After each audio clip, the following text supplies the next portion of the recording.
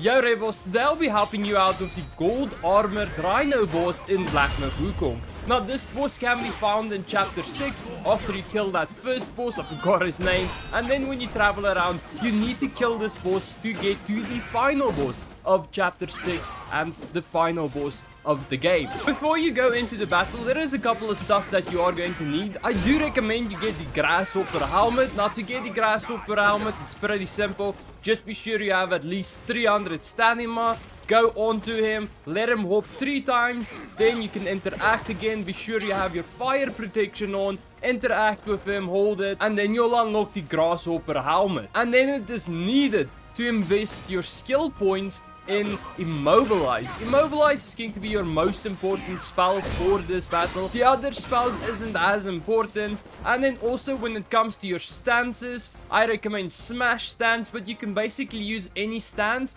Just be sure you have your heavy attack on the stance fully upgraded so you can deal a lot of damage. And then also be sure when you go check your foundation that you have a lot of damage in critical hit. And then as always, if this video does help you, do not forget to like it as that helps me. And let's get into this battle. So going into the battle, the thing that we're going to focus on is charging up our heavy attack. Now for the start, I would recommend going in for attacks. Try to avoid the golden horn obviously, and just going in for attack and charge up your heavy attack until it's at 2 circles charged up.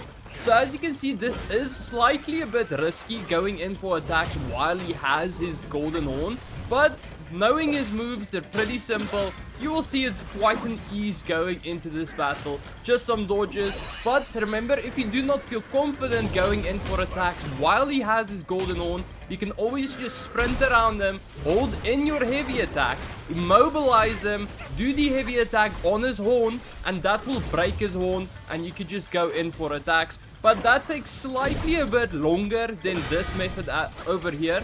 And I was hitting his golden horn to show you guys, if you hit this golden horn, it actually does quite a lot of damage to him. So it's not like it's completely worthless hitting his golden horn. But we're soon going to immobilize him so that we can get the heavy attack in. Because as you saw, we have 2 bars, so I can hold it in, get that 3rd bar, that 3rd circle, heavy attack him on his horn. Before you heavy attack him, be sure you immobilize him. That's the safest way of playing this, because you need to immobilize him to get that perfect hit on the horn.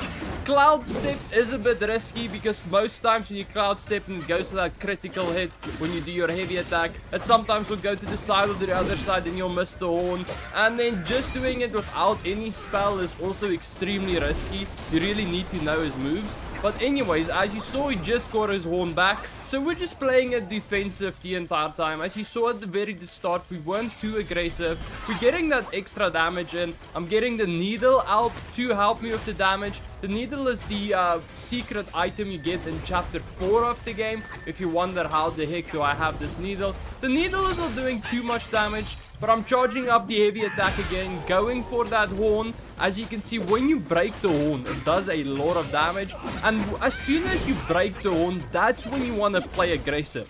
When he's gold, then you do not want to play aggressive. Just play the defensive and be sure you charge up those heavy attacks. It's pretty easy, pretty simple. His moves, as you can see, it's really easy to dodge. It's mostly just heavy moves that he does.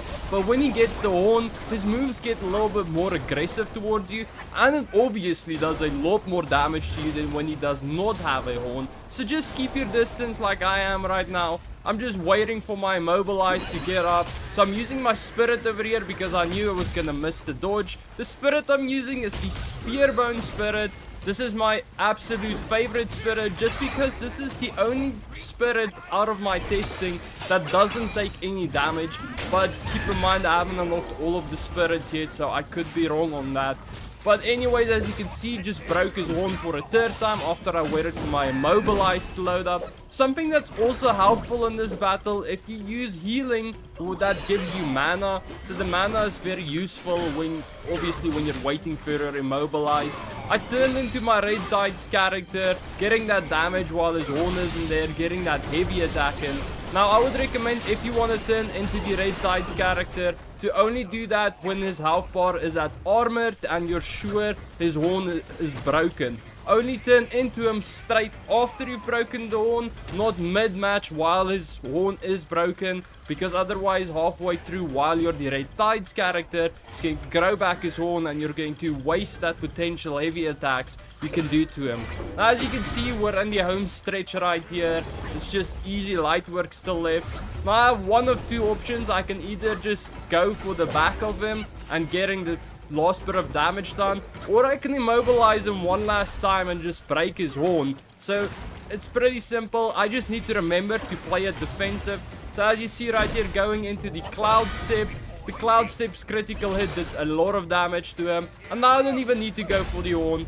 He's defeated. That's how easy this battle can be. So in conclusion of this golden armed Rhino boss, it's really easy. All you need to do is play defensive as soon as his horn is golden, and then you just charge up your heavy attack. You go break his horn by immobilizing him. That's the safest way of doing it.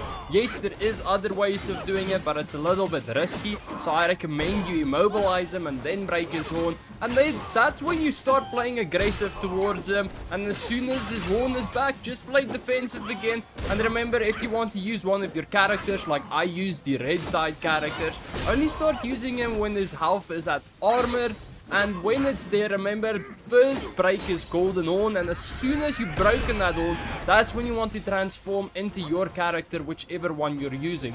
This is quite an easy battle, or at least it can be easy if you know what you're doing. Guys, thank you so much for watching. GG Gamers.